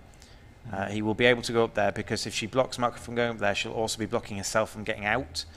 And that's not something you're allowed to do. You're not allowed to leave anyone with the inability to get to their home station. So if we count just the squares now, it's 4, 8, 12, 15 for Hyunju Son, and it's 4, 8, 12 for Mark. So Mark's like 3 up, I think, at the moment. Yeah. Maybe she can do something on the space. Potentially she can in make front it of Mark, but so it's not game over yet. But as a race situation, so yes. She should probably start moving, because at some point she can force Mark to waste a turn to play one on the top right. He will be obliged to waste one at some point, but she can't do it. He doesn't need to do it yet, because she can't stop him. So I think she'll do that. He's going to start walking. She's going to start walking, and then at some point he's going to have to waste a turn to play one at the top right. It might be closer than you think, Paco. I think 1, 2, 3, 4, 5, 6, 7, 8, 9, 10, 12, 14, 15. Is that for Mark? And 1 time waste. It might be closer than you think, Paco. I think. Yeah. Actually, maybe the timing of the jumping over the maybe. other player. Yeah, maybe. So basically, once Hyunju Son gets around the U bend at the top left, she can block the path behind her, and if she does that before Mark has played to the top right, and she'll do it. One interesting thing is that if the Korean player tries to avoid that Mark can close in just one barrier, putting a white. Putting a barrier on the top right, just in front of avoiding for Mark to close. Yeah. So basically the top right, Mark has to use. Yeah. But that's just 1 turn for 2 turns. At the moment, you have to use 1 turn anyway. No, I think she should start. I think she should start moving. I think she should start moving and force him to play up there. Well, it depends on. I think that he has not to. So he's done that now. So there's no choice now. I think she's just got to. He's not obliged to close behind. He has just to move and to move. Yeah, but she'll have to at some point. She could do that, but to close. She would have to start moving first. She can't place there yet. She would have to start moving first, so that she'd get past that point. So I assume she's just going to start moving, and I think she can put a couple of walls down here to slow him down a bit. Potentially make him move an extra couple of spaces, but it's also going to make her move an extra couple of spaces as well, so it's not going to do much. So just on pure, she's got 12, 16, she's got 18 spaces, I think, to get out. That is the same for both. Yeah. I don't see it as. Well, it's possibly a waste of go, to be honest. Yeah. She should wait until Mark commits down that way and then try and block him in. 4, 6. 10, 12, 15 for him. Yeah, I think she's got 18. 4. Yeah, so I think that's game 2, Mark. 8, 11. Mark is going to win. Yeah. Yes. There is a jumping issue, but I think Mark's 3 spaces ahead. So we're going to see the end of this game, and then we'll focus back on the gold medal match. Yeah. Even if this is worse for her, and the jump is so wasting that move, putting the defense out was probably a mistake. Was 2 moves. Yeah. So a waste and then a jump. Yeah. Mark is almost he's going to win for sure. Yeah. And then. Okay. So Mark Taste finishes at 5 wins and 1 loss. So this is 5 away. So she was 3 away. She was 3 away because she lost 2 moves. Yes. Yeah. So we counted 18-15. If she hadn't put that there and she'd let Mark commits around that corner, maybe Mark would have to place that there himself, because what he didn't want is for her to extend his route. So we're having a look at game number 2 now. They are nowhere near as far advanced. We're well done to Mark Taste, who now moves on to a 5-1 record. That will get him a medal, almost certainly. There is a potential for a 4-way tie, but we imagine that Mark has also played Ankush, hasn't he? So his tiebreaks will be quite good. Come on, David! I know you can do it. Hashtag or like exclamation mark or asterisk, sorry. So frustrating to look. So David, you've got a fan. They're cheering you on, but they're getting frustrated at watching you struggle. This is not an easy match for either player. So thank you very much, Kurtulut. Again, you are commentating. I appreciate all the chats you're giving us. Much appreciated. So at the moment, I think it's even at the moment. Neither one can move forward without giving the other a jump. They're in that spot again.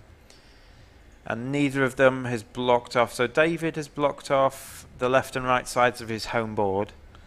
But he's not committed Ankush to going one way or the other yet. So again, Ankush is probably going to do what he did last time and try and not commit until it's safe to do so. Yeah, and too much flexibility on both sides to close one side or the other, and so.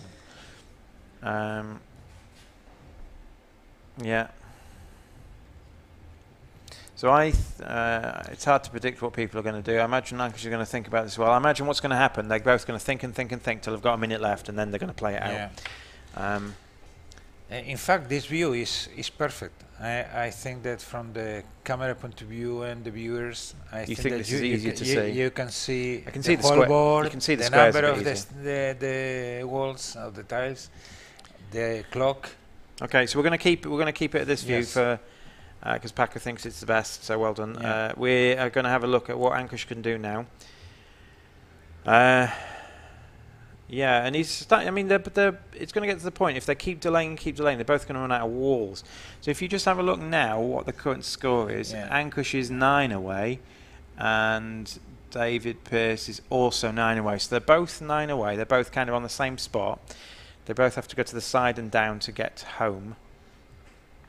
And at this moment, Ankush has one more wall. I don't know if it is important, but. Depending, I think that he's going to play it maintaining the flexibility, not compromising, moving to one side or the other side. Even if he will be able to go one step ahead, and it doesn't affect. No, it's right in front. Sorry. All right. So now he's forcing David to go to the left. Go to the left. Which I'm not sure that's a great move. But we'll see. Obviously, he's a clearly better player than me. I mean, that's not keeping his options open, is it? No, it's strange in the... maybe. No, but he has not walls enough to...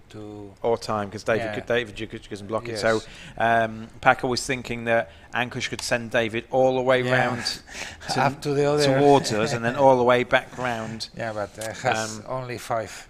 Has only 5 walls left, and David is easily a good enough player to play a wall to block that strategy. So I wonder if David will play... I wonder if David will play a wall cutting off the one here. And what about the idea of Ankush going ahead and then closing behind? I mean, if David is jumping or moving ahead, he can close behind and then trying to move only to the right and to the and then to the 9th row. I mean, I don't know. I don't think that Ankush is thinking that the only way is going on the left side. I think Ankush will block the top part. So as we're looking now, the top part of the board, I think Ankush may be blocking that off and try and race on this side. Race on this side. Yeah. I think because only one wall here and it will be direct. Okay. Yeah, I think so. I think that might be what he's aiming to do. And expecting that this space is... He can play enough walls there to slow David down. Potentially. Well, obviously we don't know what David's going to do now. David could wreck that plan. David might play one coming out here now to the near us again, just playing a wall to extend Ankush's route down there. He's moving. So Ankush kind of has to commit now, otherwise David gets a free jump. Yeah. So Ankush, I think Ankush has to He jump. wanted to jump or not? I think he has to jump over Dave. No, not necessarily. I think he might have to jump over David, otherwise David gets a free jump back. I will jump. You would jump as Ankush? Yeah, and if you jump and then it's close there, okay, yeah, maybe. The problem is if you jump, David will block off the side you're going to. So placing that there stops David jumping over you.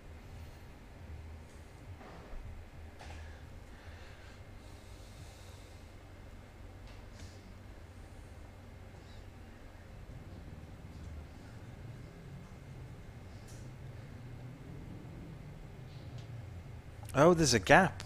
I didn't see there was a gap there, did you? No, not at all. There is a gap there. So basically that there is are why 3 paths through. So Ankush can't jump over David because then David gets a free jump past again. Yeah. So he can't do that.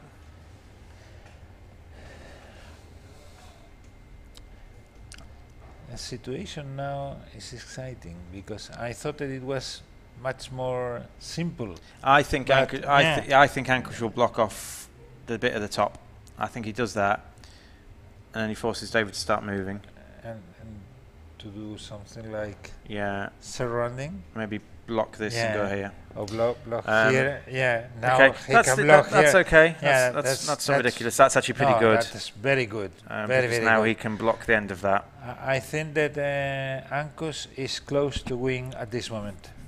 Yeah. Because closing this little corridor, just 2 spaces, and David will be good enough to win. And David can't actually stop do anything. Yeah. So Ankush is going to win 6 out of 6. I mean, we think so. Goodness. We think so. So basically what Paco's saying is there's a corridor kind of facing us as we sit, nearest to us, kind of towards the end of the board, and there's nothing David can do to stop Ankush blocking that off. So if Ankush blocks that off somehow, then David has to go all the way down and round. Oh, yes, he can. No, he has done it. Yeah.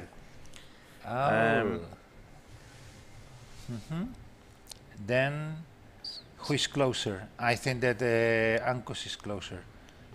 Yeah, but Ankush can still. Now has to still be fine. Yeah, but absolutely. Then he doesn't jump. I imagine he might take a few. No. You don't think he take a jump first? No. It has to close behind because, well, I don't know, 1, 2, 3, 5, and then 4, 9, 5, and 4, and 10. So David's got 10. Maybe he can play here and then. The problem with playing. So Paco's suggesting nearest to the front and left of us. Yes. Playing one that would go horizontal. To assure that on the left side. David would just block it. Yeah. He blocks the end of it, and then Ankush has to go the other way. Okay. So yeah. So David should start moving now, I think. Anyway, the other possibility David can do is to go here. Yeah. He will have to do it. Yeah. It is by force. I mean, he's winning 1 space. If he doesn't do that, then Ankush goes down. It's So 1, 2, 3, it 4, looks like 5, 6, 7, 8, 9, it looks 10. like Ankush is going to win. So what's going to happen now is that 10 David moves. 1, 2, 3, 4, 5, and 10 moves. David 10, but some barriers. Yeah. So David will have to probably play a barrier in the bottom left corner to make Ankush go round it, because this is the only path Ankush has got out. The disadvantage to doing that allows Ankush to start jumping first, and they're both going to continue to jump over each other until they get out. Jumping first. Oh yes. Can you jump? Can you jump? You can jump like that, can't you? You can jump in an L shape. No, not in this case. I mean, in this case, white cannot jump diagonally because there is no space behind the purple. But if there's a wall behind you, you jump to the left, don't you? You cannot. So I imagine Ankush is just that's what we thought. Ankush is just going to start moving now. He's going to move 1 to his left. Yeah.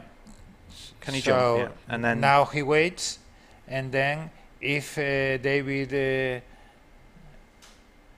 Okay. Yeah. Then So Ankush is going to go. Now blocking and waiting for David to so move. Ankush has got 2 walls. Yeah. So Ankush is going to win for sure. So. Yeah, I think you're absolutely. Right. You're absolutely right, Paco. I like commentating with you. It's nice to be corrected a lot. I think you're absolutely right. I think Ankush, David can't block any more of Ankush's route now. Yeah. Yes.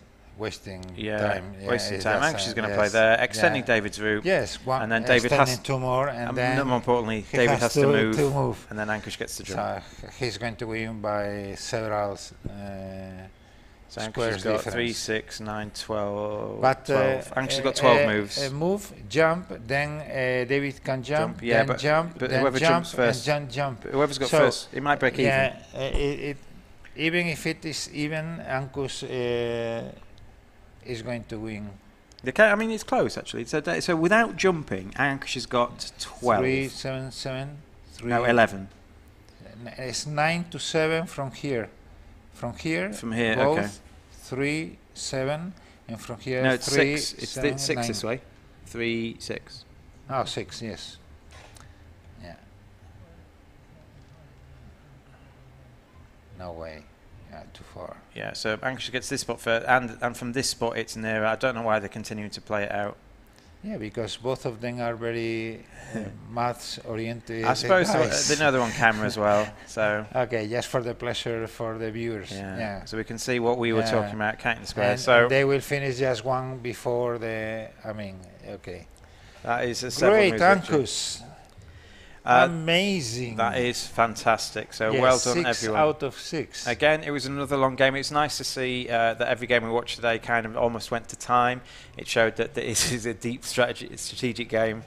Very well done. So Ankush is going to win. He's going to win with 6 points out of 6, which will be great for his Pentamine standings. It's not going to propel him to a score that rivaled last year's winning score, but it's going to put him somewhere around the region of 460. Was it 460, 470? No, about 460 was it?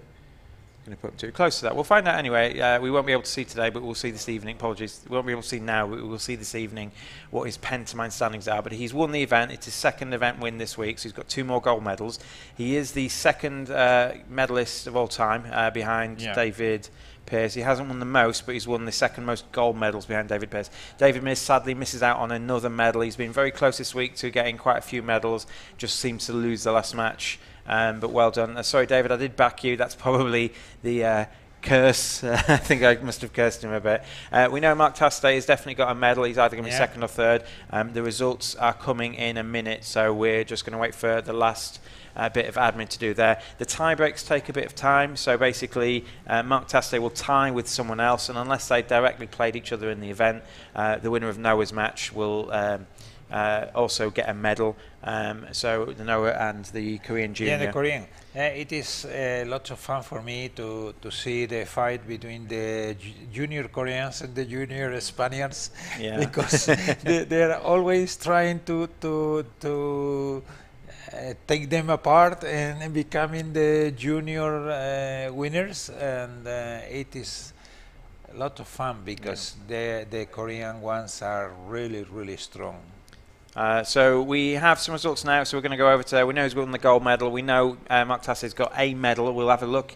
And there we go, unfortunately for Noah lost their last match. So these are results, and these are accurate results. We know after ties, these are the results in tie order. So we've got Ankush Kandalwal on 6 points. Well done to him. He wins another event and adds to his Pentamind Pentamind score. We've got a tie for 2nd place, Mark Taste and Hyomuk Choi. They will get equal points in the Pentamind, but the tie, based on the Sonnenberg-Berger method, Mark Taste's opponents won 16 matches throughout the course of the day. Hyomuk Choi's won 13. So obviously Mark Taste did play Ankush. That would be 6 of the 16 points, and that's how the tiebreaks work. We've got several people on 4 points. We've got Andres Kusk. Sadly, yes. we're and only David winning. Pearce. Yeah, David Pearce as well. Andres Kusk, David Pearce, Noah, and other people going for the Pentamine. Sadly, probably won't be a good enough score. You probably need at least 5 out of 6 to get a good Pentamine score towards the 90 mark, which is needed. Do you agree with that? Also a very good result from Madly Mirme for the women pentamine. Brilliant. Yeah, is she in the standings at the moment then? Yeah. It's her and is it Natasha? And I think that Noah is also fighting for that. Yeah, because Noah is not only fighting for the women one, she's fighting for the junior one as well. So they're going in there. These are decent scores, so hopefully they will add to the leaderboard. But for the overall Pentamine leaderboard, you're looking at a score of 90. Yes. So only the top 3 in this event will get a decent enough score. So we'll see that happens. So with this evening, we are playing Aware. Aware is a Mancala-based game, so we look forward to seeing you then. Like before, if you've got any comments that you want to add to the comment box below, please do so. We would love to hear from you. If it's whatever, just even cheering on support of the people on screen, that would be great. Someone asked me to say if they were thinking of coming down to the World Motorsports Olympiad, where can I find the schedule? Well, there's a website, the World Motorsports Olympiad. If you Google that, you'll get the website with the schedule on there. But I'm just going to let you know that tomorrow we have games like Terra Mystica, we have some backgammon games. We have dominoes. We have a game called Entropy. It's the World Championship for Entropy, if you've played that before. We've got various things like Sudoku and various puzzles. We've even got a speed reading competition. And if you've ever played Seven Wonders, Seven Wonders is a great little drafting Euro game. I know at the cafe that I work at it is very popular. And there's one event for that, and that starts at 6:45 in the evening. Otherwise, we will see you later. Yeah, I want to remember for tomorrow that among all those games that Steve has named, we will be shooting Entropy and Mastermind. And Mastermind is a beautiful game for people liking maths. Yeah, so they're the 2 we'll be showing on stream. So Entropy will be a longer stream than normal. We will be looking at the World Championship of Entropy. Entropy is a game where you play Order and Chaos. It looks really good. I have played it a couple of times now. I know the rules. I don't know the strategies behind it. That's why I'm not playing. If Paco can, he will play in the event. It's probably the one event he's going to try and play in this week. So either I'll try. you will see me and someone else maybe commenting on Paco surging to the win, hopefully, fingers crossed. But anyway, thank you for joining us. We will see you. We will see you tomorrow. Okay. I've been Steve, Paco, and this apologies to this evening with Aware at 8 o'clock.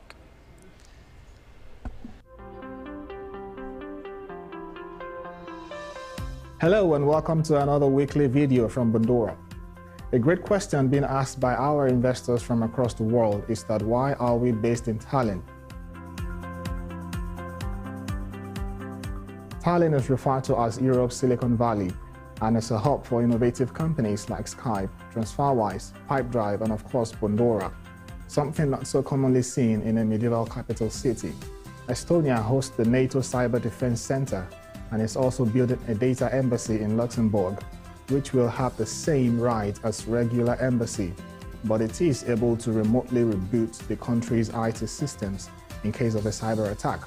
So due to this level of cybersecurity, and since there are children being taught how to code in kindergarten, there is a wealth of tech talent, and this provides a great environment for us to thrive and achieve our goal of becoming Europe's #1 peer-to-peer lending platform. We hope this information helps you understand why we are based in Tallinn, Estonia, and be sure to leave a comment below as to what you want to see in the next week's video and how we can consistently improve your investing experience on Bondora platform. Thanks for watching, and until next week, keep investing, and bye for now.